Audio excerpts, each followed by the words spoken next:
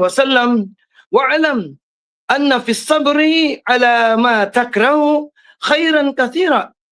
Katotohanan, sabi ni Propeta Muhammad, alamin mo na ang pagtitiis sa bagay na kinamumuhian mo ay may napakaraming kabutihan dito. Wa anna an-nasra ma'as sabr, at tunay na ang tagumpay ay kasabay ng pagtitiis. Wa anna al-faraja ma'al karb, at tunay na ang kaluwagan ay may kasabay na matinding paghihirap. Wa anna ma'al usri yusra, at katotohanan kasama ng hirap ay ang ginhawa.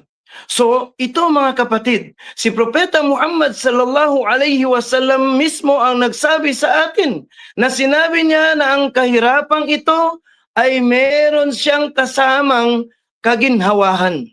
So sa isang Muslim, kung siya ay dumaranas ng anumang paghihirap, kung siya ay dumaranas ng anumang pagsubok, na mga bagay na ayaw niyang mangyari sa kanya, dapat niyang isipin, itong pagtitiis na kanyang ginawa, kasama na to sa kaginhawahan na ipinagkaloob sa kanya ni Allah subhanahu wa ta'ala.